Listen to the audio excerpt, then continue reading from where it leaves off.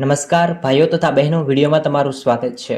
એવી એક ચોંકાવનારી ઘટના સામે આવી છે કે જાણીને તમારા પણ રૂવાટા ઊભા થઈ જશે। સુરત શહેરમાં એક ચોંકાવનારી ઘટના સામે આવી છે।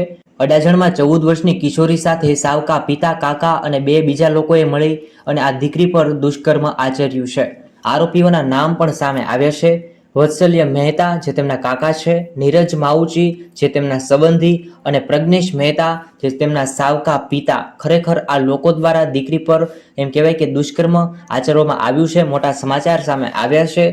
અડાજણ પોલીસ મથકમાં 14 વર્ષની કિશોરીએ 4 લોકો સામે ફરિયાદ નોંધાવી છે।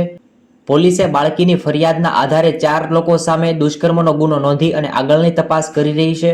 આ પ્રકારની પોલીસ ફરિયાદની જાણ થતાં જ પગ તળેથી જમીન સરકી ગઈ હતી અને આજે પોતાની પુત્રી મોટી કરી હતી ત્યારે તેની સાથે તેણે દંતક લઈને અવારનવાર હવસનો શિકાર બનાવી છે અને બીજા 2 લોકોએ મળી પણ તેની સાથે શારીરિક સંબંધ બાંધ્યા, જેમાં ભાઈ, બાળકીના કાકા અને બીજા 2 લોકો આ લોકોએ તેના પર શારીરિક સંબંધ બાંધ્યા છે। અડાજણ પોલીસ મથકમાં સાવકા પિતા, કાકા અને 2 ભાઈઓ વિરુદ્ધ દુષ્કર્મની ફરિયાદ નોંધવામાં આવી છે અને કાયદેસરની કાર્યવાહી હાથ ધરવામાં આવી છે।